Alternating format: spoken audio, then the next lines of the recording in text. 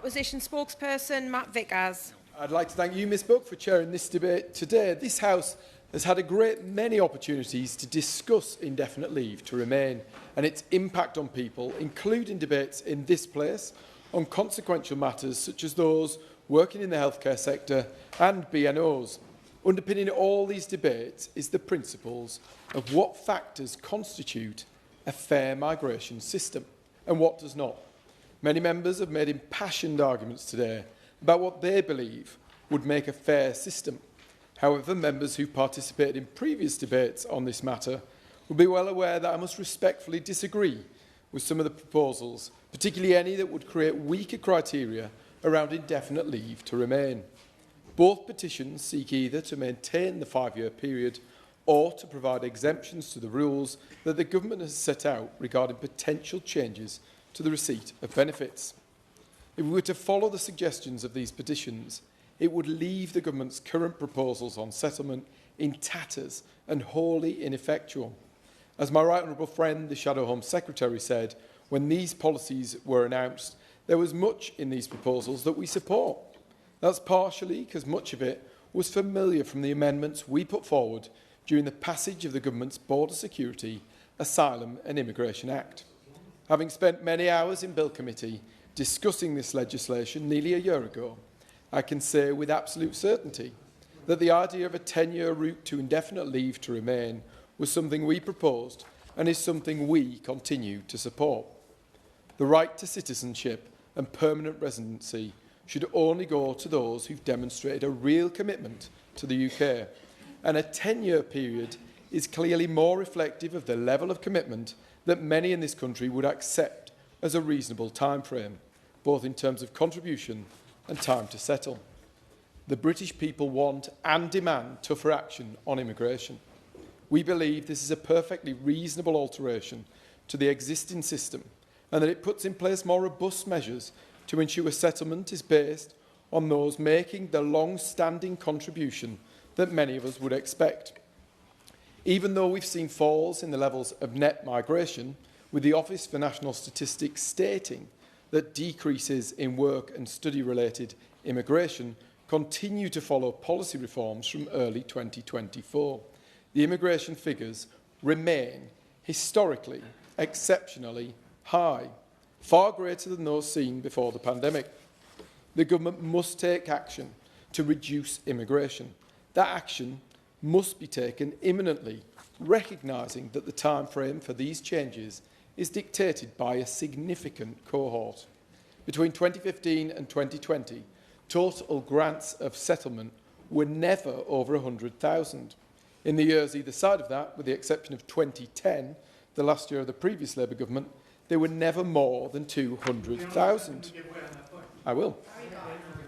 Does he actually recall that between 2022 and 2024, even though the number of spaces in the care sector were deemed to be between 6,000 and 40,000, his government actually made available 616,000 visas for that.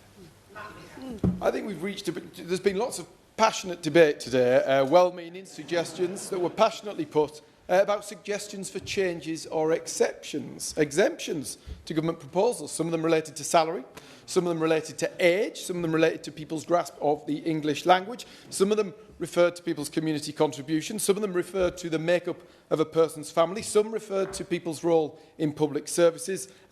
Compassion is infinite, but this country's resources are not. We need a system that's fair for those UK citizens, including those who are currently struggling to get on the housing ladder.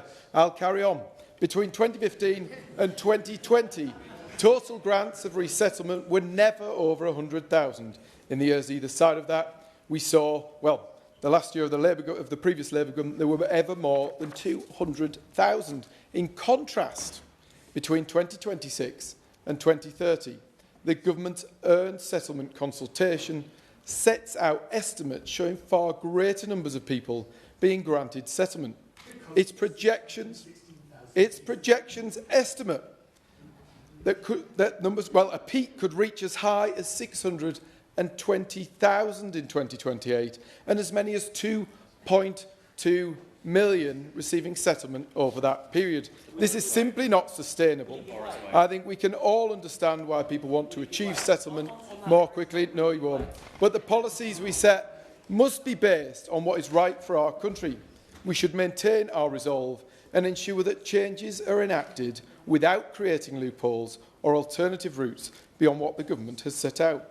The approach is wholly responsive to the current situation and reflects the fact that we need much stronger policies that deliver a fair system for British citizens and for those who have already legally settled in the UK.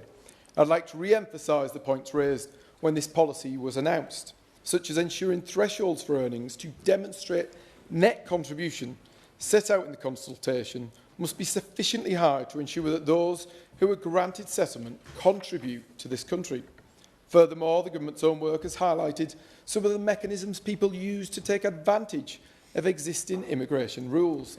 Therefore, I'd ask the Minister whether they've already been internally developing strong rules to ensure that adjustments to the baseline for behaviour, such as volunteering, represent a significant contribution. If we do not have sufficiently strong criteria for what constitutes working in the community, I fear these proposals would risk being undermined. The British people care fundamentally about fairness. The British people demand stronger borders. Immigration has been far too high for far too long. There are too many people who refuse to accept this simple fact. As has been said, if we fail to deal with this crisis, we'll draw ever more people onto a path that starts with anger and ends with hatred. We need an immigration system that is fair, proportionate, and that doesn't take taxpayers for a ride.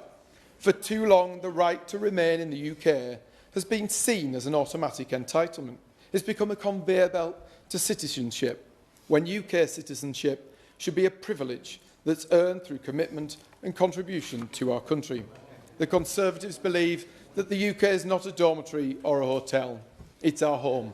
We must make changes to indefinite leave to remain, both to respond to the levels of immigration and so that we can have a fairer system for the future. Thank you.